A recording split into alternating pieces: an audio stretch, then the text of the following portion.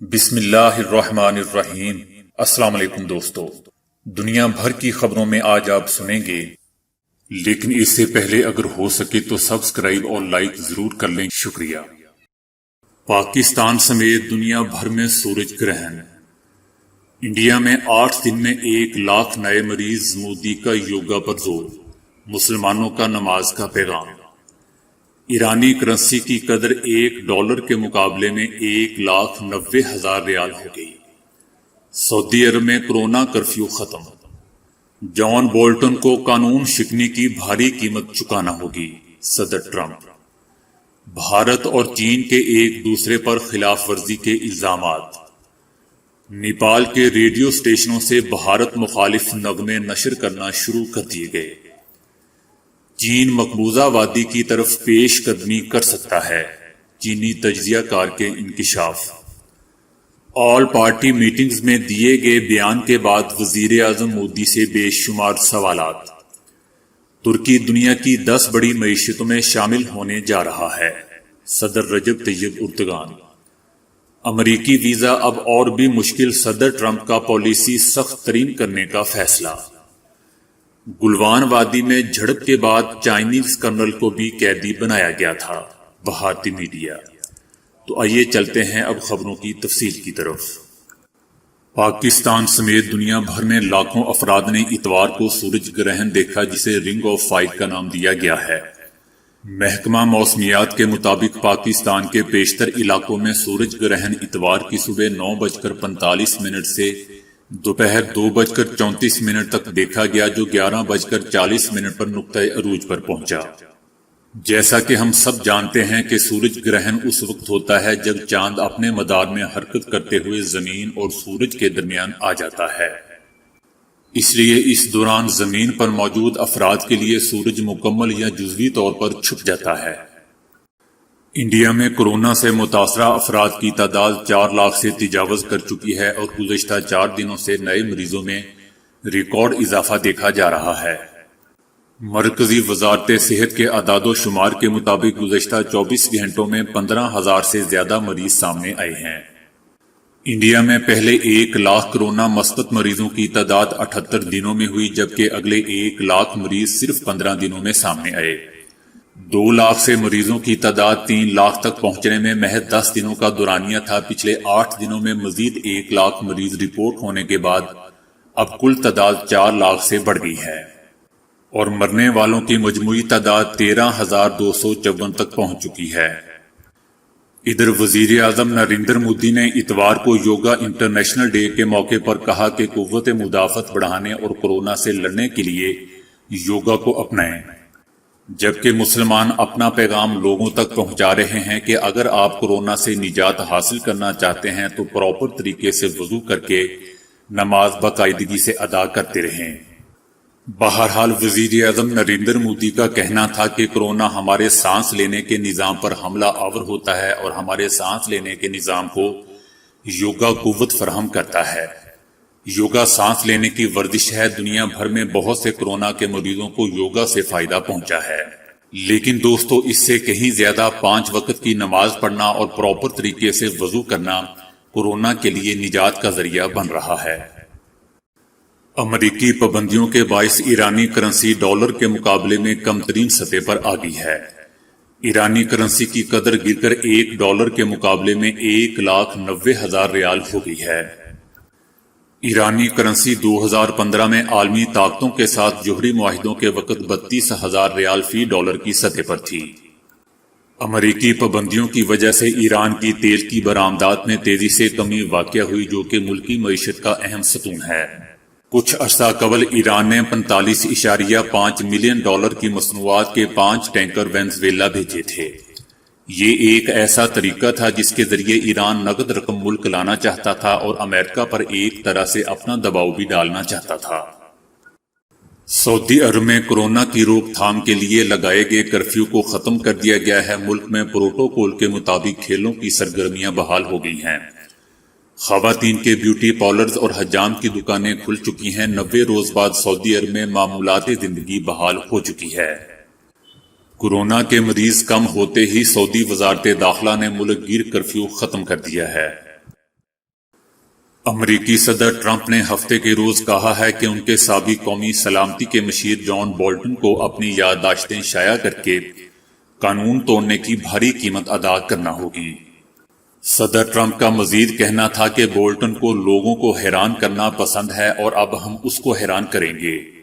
دوستو، یہ بھی یاد رہے کہ امریکی وفاقی جج نے ہفتے کے روز امریکی انتظامیہ کی طرف سے بولٹن کی کتاب کی اشاعت کو روکنے کے لیے دائر درخواست مسترد کر دی تھی۔ تاہم جج رائس لیمبرٹ نے کتاب کی اشاعت کے بارے میں جان بولٹن کے نقطہ نظر کو مسترد کر دیا۔ انہوں نے کہا کہ بولٹن نے قومی انٹیلیجنس حکام سے حتمی منظوری حاصل کیے بغیر اپنی کتاب شائع کرنے کا بوجھ اپنے کندھوں پر اٹھا لیا۔ جج نے مزید کہا کہ پہلے ہی ملک بھر میں بولٹن کی کتاب کی 2 لاکھ کاپیاں فروخت کر دی گئی ہیں، اب اس کی اشاعت روکنا بے سود ثابت ہوگی۔ یہ کتاب اگلے ہفتے بازار میں فروخت ہوگی۔ منگل کے روز اشاعت کی تیاری کے لیے کتاب دا روم ویئر اٹ ہیپنڈ کی بڑی کاپیاں لائبریریوں میں بھیج دی گئی ہیں۔ بھارت اور چائنا نے ایک دوسرے پر دونوں ملکوں کے درمیان واقع لائن آف ایکچوئل کنٹرول کی خلاف ورزی کے الزامات عائد کیے ہیں۔ جیسا کہ ہم جانتے ہیں کہ دونوں ملکوں کے اہلکاروں کے درمیان گزشتہ سوموار کو ہمالیہ کی پہاڑی سلسلے میں واقع لداخ کے سرحدی علاقے میں دو بدو لڑائی ہوئی تھی، جس کے نتیجے میں 20 بھارتی اہلکار ہلاک اور 70 سے زیادہ زخمی ہوئے تھے۔ چائنا نے ابھی تک اپنے اہلکاروں کے جانی نقصان کے بارے میں کوئی بیان جاری نہیں کیا ہے۔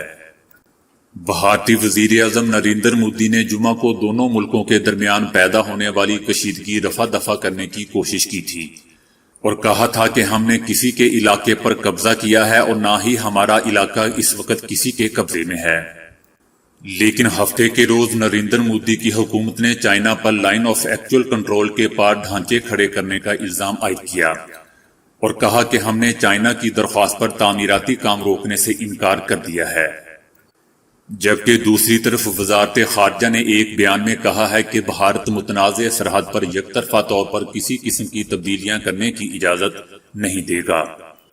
جبکہ دوستو، نریندر مودی صاحب کا کہنا ہے کہ ہم نے کسی کے علاقے پر قبضہ کیا ہے اور نہ ہمارا علاقہ اس وقت کسی کے قبضے میں ہے۔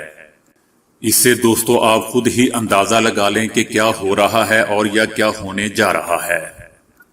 جبکہ دوسری طرف چائنا نے بھارتی اہلکاروں پر کشیدہ علاقے میں جان بوجھ کر اشتعال پھیلانے کا الزام عائد کیا ہے۔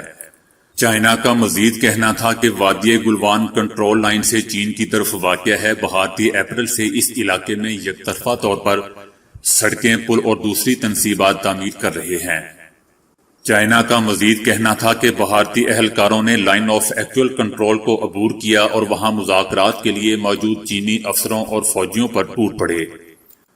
اس کے بعد دو بدو شدید لڑائی چھڑ گئی، جس کا رزلٹ آپ کے سامنے ہے۔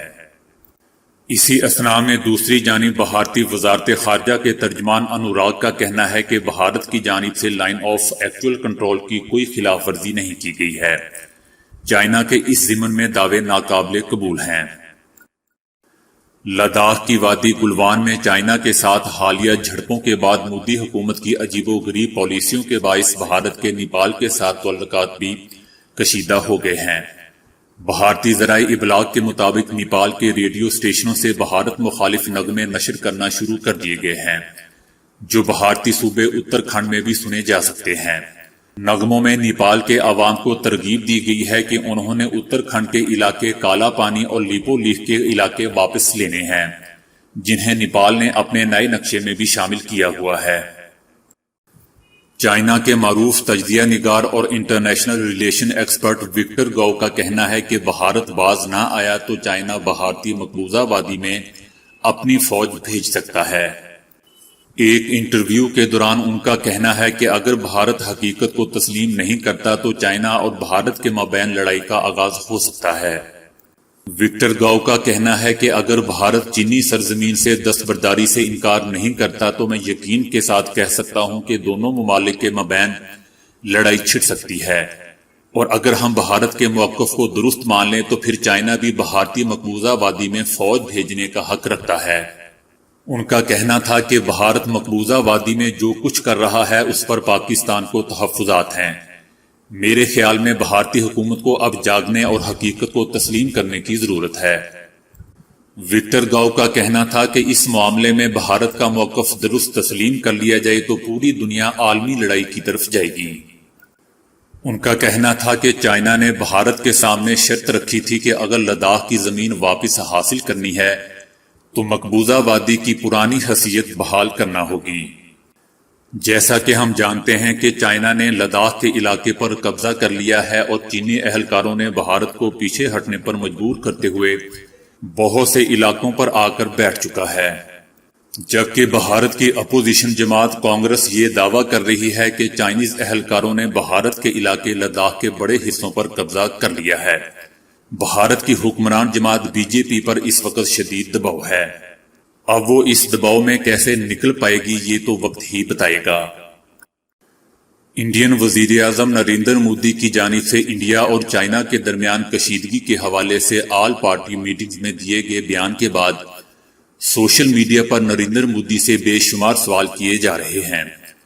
لوگ پوچھ رہے ہیں کہ ایک جانب انڈیا کا تو یہ موقف ہے کہ انڈیا نے لائن آف ایکچوئل کنٹرول کی خلاف ورزی نہیں کی ہے، تو پھر انڈیا کے کرنل سمیت 20 اہلکار کس طرح ہلاک ہوئے، اور پھر چائنا نے 4 افسروں سمیت 10 اہلکاروں کو کیوں گرفتار کیا جنہیں بعد میں رہا کر دیا گیا۔ دوستو، میٹنگ میں وزیر اعظم نریندر مودی نے کہا تھا کہ ہم نے کسی کے علاقے پر قبضہ کیا ہے اور نہ ہمارا علاقہ اس وقت کسی کے قبضے میں ہے۔ سوشل میڈیا پر صارفین نریندر مودی سے پوچھ رہے ہیں کہ یا تو آپ کو اہلکاروں کی کوئی پرواہ نہیں ہے یا پھر آپ جھوٹ بول رہے ہیں۔ انڈیا میں کانگریس کے رہنما راہل گاندھی نے انڈین وزیر اعظم کے بیان پر رد عمل دیتے ہوئے کہا ہے کہ وزیر اعظم نے انڈیا کی سرزمین کو چینی جارحیت کے آگے رکھ دیا۔ ان کا کہنا تھا کہ اگر وہ حصہ چائنا کا تھا تو پھر ہمارے اہلکار کیوں مارے گئے، اور دوسرا یہ کہ وہ کہاں مارے گئے۔ ایک صارف نے کہا کہ اگر چائنا انڈین سرزمین پر داخل نہیں ہوا تو وزیر خارجہ جے شنکر پرساد جی نے چائنا کی جانب سے تعمیرات کی بات کیوں کہی۔ ٹائمز آف انڈیا کی جانب سے لکھا گیا کہ چائنا کی سرحد کی جانب سے انڈیا اپنے طیارے اور ہیلی کاپٹرز بھیج رہا ہے، جبکہ وزیر اعظم نریندر مودی کا کہنا ہے کہ چائنا نے انڈین خطے پر قبضہ نہیں کیا ہے۔ تو پھر کیا طیارے بھیجنے کا مقصد یہ ہے کہ انڈیا چائنا پر قبضہ کرنے جا رہا ہے؟ جبکہ دوسری طرف چائنا کا کہنا ہے کہ بھارت نے یک طرفہ کارروائی کرتے ہوئے وہاں سڑکیں، پل اور دوسری تعمیرات کی۔ چائنا کا مزید کہنا تھا کہ انڈیا کی تعمیرات پر کئی بار شکایت کی اور اس کے ساتھ انڈیا کو اشتعال انگیزی سے باز رہنے کے لیے بھی کہا، لیکن انڈین باز نہیں آئے، جس کی وجہ سے 20 اہلکار مارے گئے۔ دوستو، وزیر اعظم نریندر مودی کے اس بیان کے بعد اس پورے معاملے میں اب کنفیوژن ہی کنفیوژن ہے۔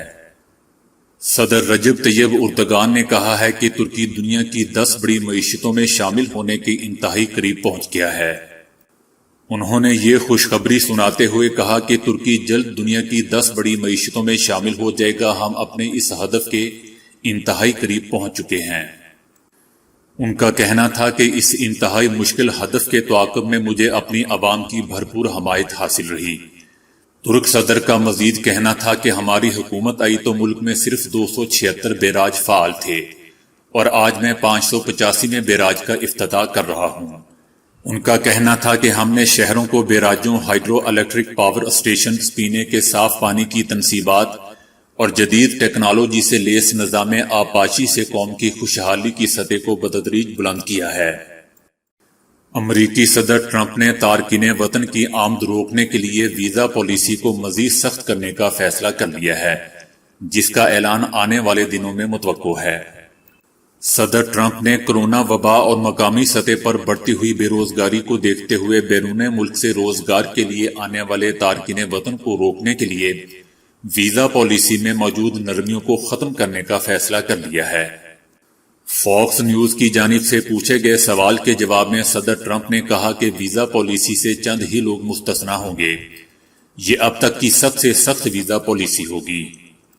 ان کا کہنا تھا کہ موجودہ معاشی صورتحال میں دستیاب نوکریوں پر سب سے پہلا حق امریکیوں کا ہے، اسے بیرون ملک سے آنے والوں کے لیے نہیں رکھا جا سکتا۔ تاہم ناقدین کا کہنا ہے کہ امریکی صدر کو کرونا وبا کا بہانہ بنا کر پناہ گزینوں پر پابندی کے پرانے ارادے کو پورا کرنا چاہتے ہیں، تاکہ جلد ہی ہونے والے صدارتی انتخاب میں سخت گیر امریکیوں کے ووٹ حاصل کر سکیں۔ دوسری جانب ٹیکنالوجی سے تعلق رکھنے والی امریکہ کی بڑی کمپنیوں نے خبردار کیا ہے کہ بیرون ملک سے آنے والے باہنر ورکرز کو روکنے سے امریکی معیشت کو شدید نقصان پہنچ سکتا ہے۔ بھارتی میڈیا کا کہنا ہے کہ لداخ میں پرتشدد جھڑپ کے بعد ہندوستانی فوج نے چینی فوج کے کرنل رینک کے آفیسر کو قیدی بنا لی تھی۔ بھارتی میڈیا کا مزید کہنا تھا کہ 10 ہندوستانی اہلکاروں کو چھوڑے جانے کے بعد ہی چینی فوج کے کرنل کو چھوڑا گیا تھا۔ بہرحال میڈیا کا کہنا تھا کہ اس سے متعلق مرکزی وزیر اور سابق آرمی چیف جنرل وی کے سنگھ نے بھی دعویٰ کیا تھا کہ چائنا نے ہی ہمارے اہلکار نہیں لٹائے بلکہ ہندوستان نے بھی چائنا کے کئی اہلکاروں کو واپس کیا ہے۔ ان کا کہنا تھا کہ چائنا نے جب سبھی ہندوستانی جوانوں کو چھوڑ دیا تب ہندوستان کی طرف سے بھی کرنل کو چھوڑا گیا۔ لیکن دوستو یاد رہے کہ اس حوالے سے بھارتی عسکری ذرائع سے یا چائنیز عسکری ذرائع سے کوئی آفیشل بیان جاری نہیں کیا گیا۔ البتہ اس سے قبل بھارتی عسکری ذرائع نے جمعرات کو ان میڈیا خبروں کو مسترد کیا تھا جن میں دعویٰ کیا گیا تھا کہ مشرقی لداخ کی گلوان وادی میں 3 دن پہلے چینی اہلکاروں کے ساتھ ہوئے پرتشدد جھڑپ کے بعد اس کے کئی فوجی لاپتہ ہو گئے تھے۔